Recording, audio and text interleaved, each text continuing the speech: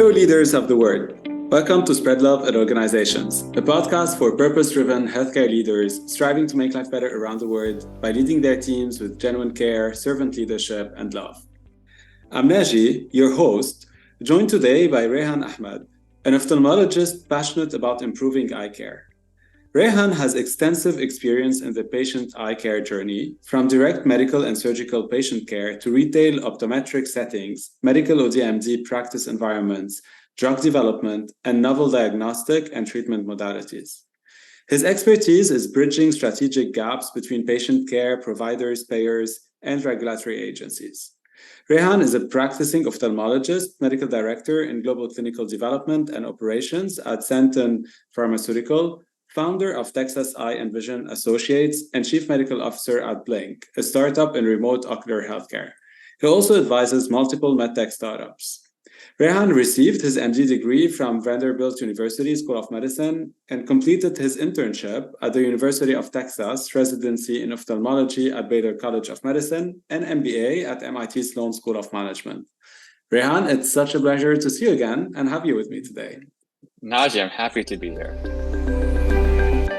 Can you first share with us more about your personal story and what led you to this multifaceted, I should say, successful career in clinical practice, medtech, and entrepreneurship? Yeah, no. Well, first of all, thanks for having me. It's really a pleasure to be here. And looking at the list of other speakers you've had, I definitely have this sense of imposter syndrome, and like I really don't belong with your luminaries that you've had beforehand. I'm glad I somehow snuck in. So yeah, my story really begins in the basement of my home, growing up in a small town in central Illinois. My dad came there. He's a physician from Pakistan. He settled in essentially a small town. We're surrounded by farmland and cows in the middle of essentially nowhere. But I remember growing up and being surrounded by books, like floor to ceiling books.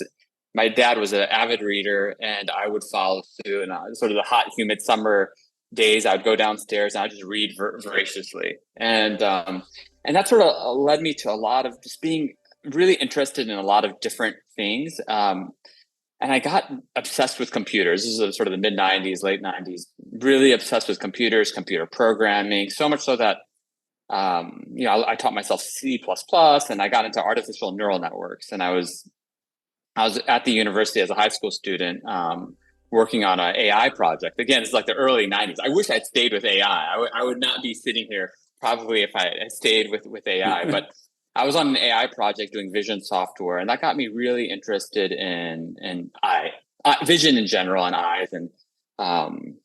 And then I got interested in the idea of philosophy of mind. Like how does perception work, and what are thoughts, and what is consciousness?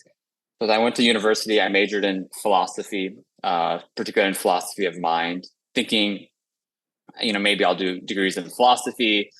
And of course, I didn't do that because I got interested in the biological basis of thoughts and consciousness. Okay, well, let me go to medical school. So then I went to medical school thinking I'd be a neurosurgeon or neurology or something. And then I fell in love with the eye in anatomy, the first semester of medical school. And you're a physician as well, so you remember the anatomy. And anatomy, where I went to med school, was a wonderful course.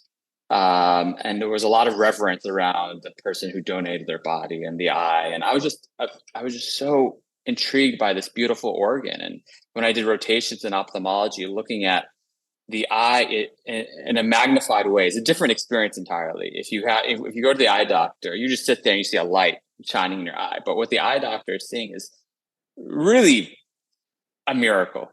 When I first looked at the iris, which is the colored portion of the eye, you could sort of see the hills and valleys and the undulations of the iris structure. And it looks like you're looking at mountains on the surface of the moon. And then the pupil sort of constricting on light. It was just beautiful. I thought this organ was such a powerful organ. In fact, people would rather, I don't know if the survey is true or not, but people say they would rather die than go blind, if you believe that. So this sense is such an important sense. And I fell in love with it. And so I did my ophthalmology residency and I loved I loved that. Ophthalmology for me is a very practical field because you can change someone's life in a relatively short procedure, like cataract surgery. I remember one of my first cataract surgeries. There was a patient; she had bilateral cataracts from diabetic cataracts, and she hadn't seen anything for 3 years. She was in her early 50s, and the first time she saw was after I did cataract surgery the morning of, and I remember her taking off her patch, and she gave me a big hug right afterwards. And it was just a wonderful, like a wonderful experience of having that human connection in ophthalmology. And it was a fantastic experience. So that's how I got into ophthalmology. It was was kind of a different things from philosophy of mind and color perception and neurology, but ultimately into ophthalmology. And it's been a wild ride. Well, thanks for sharing, and I love how you're framing it as it was just simple, but it's definitely with your curiosity and how you saw things a little bit different that brought you to ophthalmology. To take us a little bit further within the journey, so now interested in entrepreneurship, you've built different startups, you mentor startups. So how did you move into more this also managerial and leadership and entrepreneurship side of things? So this is where it delves into a little bit the personal. I'm happy to chat about that because after I finished my residency and fellowship, I got one of these ill-fated phone calls that you always sort of hear about that changes your life in a direction. And it was a phone call from my wife at that time, who said we were trying to have children who were doing routine CAT scans, and they found a mass on her kidney. And it turned out to be an aggressive form of kidney cancer. And we were 31 at the time. She was my best friend. I met her when I was 17 years old. We got married at 20.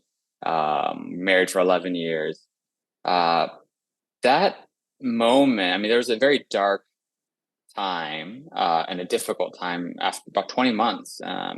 She went through chemotherapy and surgeries and more chemotherapy, and it was very difficult for her and her caretakers. And she passed away, unfortunately, 20 months afterwards. But to answer your question, that after that was like a lot of lessons there, right? Tons of lessons. We could fill up multiple hours and probably hours of therapy or something, which I haven't done. But you could do a lot of talking there. But it really made me view life in a way that I wanted to do something more transformational. At least I wanted to try. And I was happy having that sacred relationship with the patient. But I thought, why don't I try just to do something where the beautiful thing about medicine is that you have this one-on-one relationship, but there's another way that you can think about it, is having scaling that relationship to thousands and potentially millions of patients. So that's what got me into medical devices and drug development and thinking more systems thinking and bigger picture, which sort of changed my trajectory to something else. I know it's kind of a long answer to a straightforward question, but that's... Oh, well, thank you. Yeah, and thank you, Rehan, for answering and sharing this part of your story. So you're saying, and I love how you framed it, the amplification of your impact, right? From one patient to being able to help thousands with what you do. So I'm intrigued as you've done this, and I hear it from several physicians where we're really used to have this adrenaline, this immediate impact on one patient that you heal, that you save. How do you see this when your impact is indirect, now that you're leading an organization or leading other teams, for them to be able to impact lives? Yeah. So I sort of, I'm hedging my feelings a little bit because I still do patient care, and that's really important to me. I am still clinically active. And so I think having that connection to patients is crucial as you sort of start expanding your reach into doing something a little bit more wider impact. It's definitely different. And I think the best people are the ones who still have some connection to real patient care, who are still with physicians or nurses or healthcare providers in the trenches, because that's where the change actually occurs, not from some ivory tower far away. Someone may come up with some brilliant idea, but it's the people on the ground who are touching and talking and listening to patients who are actually affect the change that the others are sort of wanting. So I think, maybe I push back a little bit from the premise. I think you need that patient care in order to really drive change. And that's why, partly why I did the MBA. I think physicians have to have a louder voice at the table and really be involved, because we're best positioned. We are well positioned to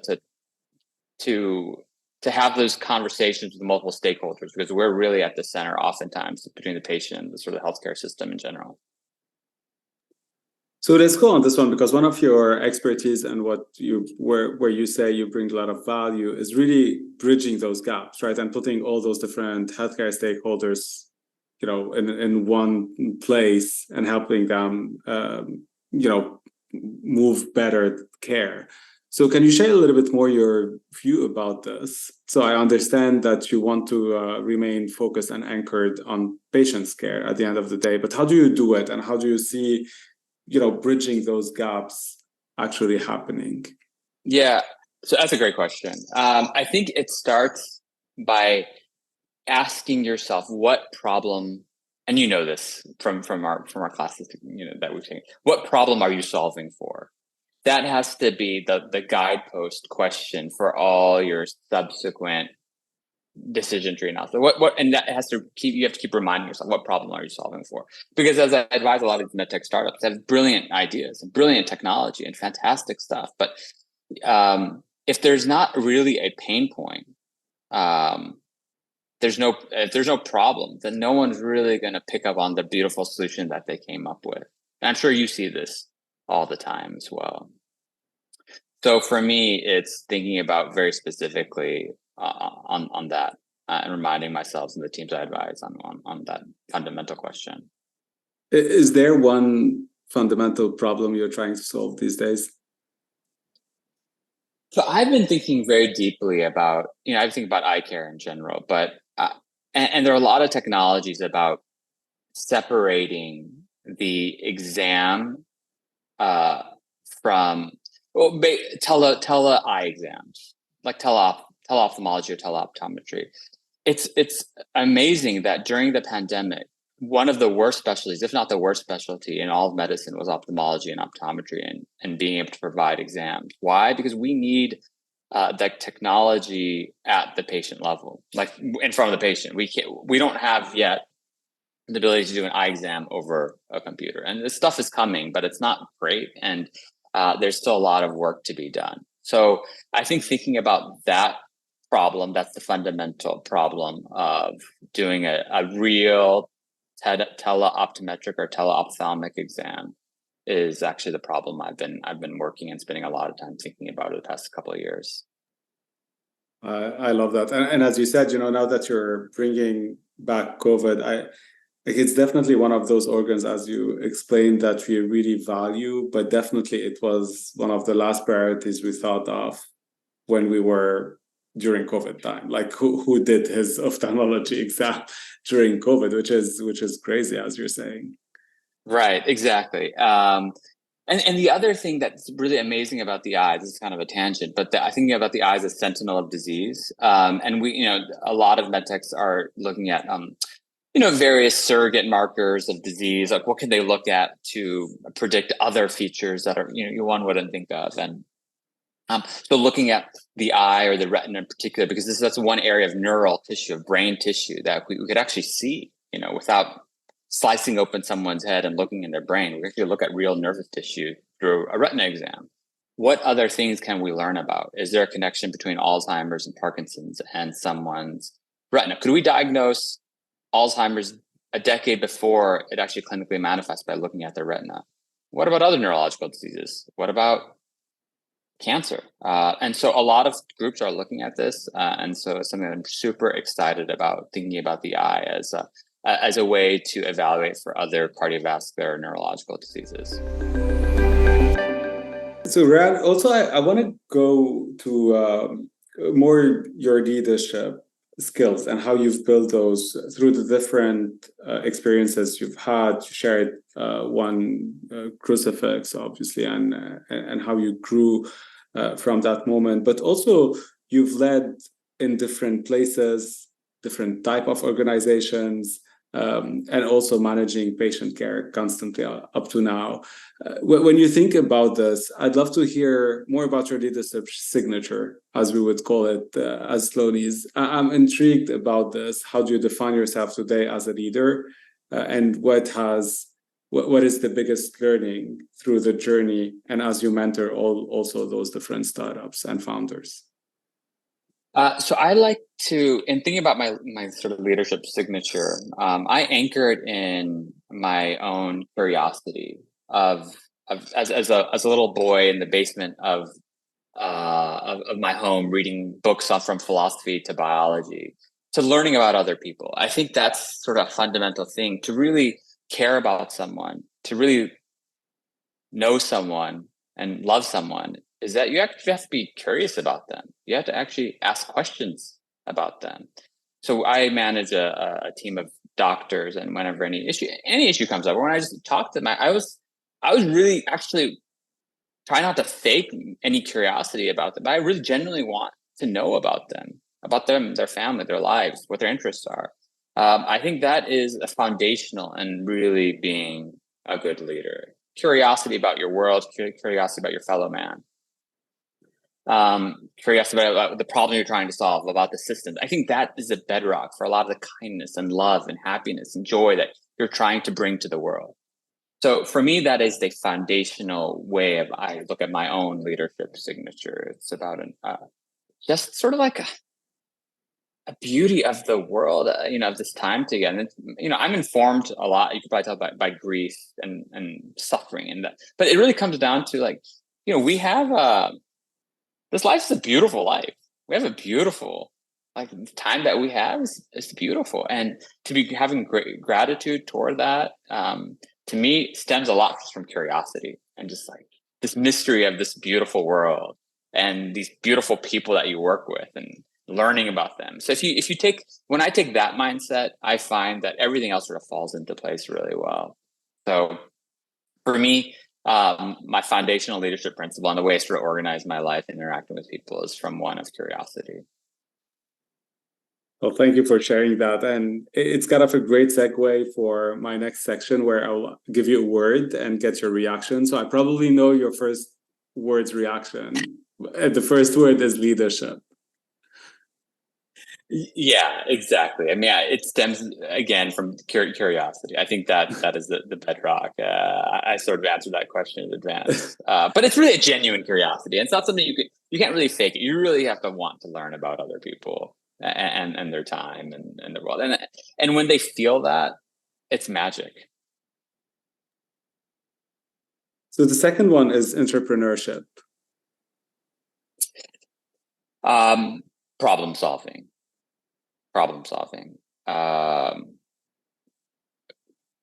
In medicine, we see this a lot. There's a tech that's really great, but it's not solving a problem, or it's not looking at all the other stakeholders that are involved. Especially in the U.S., we have vertical, accountable care organizations. We have insurance, regular fee for service. We have insurance, and so it's a complicated landscape. And so thinking about the problem and who's willing to pay for the solution. Those are the things to keep in mind. The third one is MIT. For me personally, it's a second chance in a way, because the only reason I only applied to one school for business school, and for the executive MBA was MIT. I actually got in as an undergrad, and I was about to go, but for a variety of reasons, for family, etc., I didn't go. I went to a school locally in Chicago, so I didn't go. And so for me, it's a second chance to in a way, make things right. Because I always wanted to go. And I was so excited when I got in. I went on campus. I thought, well, you don't get a second chance at life. You can't redo things, but sometimes, you can do things a little bit delayed, and that's okay. And the last one is spread love in organizations. Really understanding people, getting to know them, and being curious about their lives and what makes them tick. That will move organizations and your relationships in ways that you can't imagine. Usually I would ask for a final word of wisdom, but with all our discussions and really deep discussions we've had, you've been still doing a lot. You said you're still a clinician, you're mentor, vet tech, you have your company, you also manage physicians. One of the questions I frequently have for those of us who do like so many different things is, how do you do that? So I'm going to ask you this question. Tell me, how do you do that? It's not just me, basically. It's a team, and it starts with my wife of since 2016. She's been wonderful. We have 2 kids together, and so it's been she is the rock for me, and so that it takes a team, and it starts with that relationship, because if that core relationship's not good, then everything else falls by the wayside. So. For me, it's the people you surround yourself with. Namely, for me, it's my spouse. Oh, great! That's a great summary, I would say, of how you do it. I can certainly relate to it heavily. Yeah, I'm sure you can relate, because there's no way that people can do. There's always an army of people below who are actually doing all the work. Any final word of wisdom, Rehan, for healthcare leaders around the world? The problem is grand, and I'm just working on one little organ, on one little, system, and particularly the US. So the problem is grand in front of us. And so I think this is the most, healthcare is the most pressing problem, I think, facing our world and sort of moving forward. There's many other problems, but for me, I think it's the biggest problem, because if we don't have our health, then what do we really have? And it involves multiple areas, including climate and systems and environment, etc. But I think for us, it's time to get to work, to get our voices heard, to get to be at the table and speaking for our patients and our communities. Well, thank you so much for being with me today. Naji, it's a pleasure. This has been wonderful. Thank you so much for the opportunity and the time. Thank you all for listening to Spread Love in Organizations podcast. Subscribe and connect with us on SpreadLoveIO.com or wherever you listen to podcasts. Most importantly, spread love in your organizations and spread the word around you to inspire others and amplify this movement our world so desperately needs.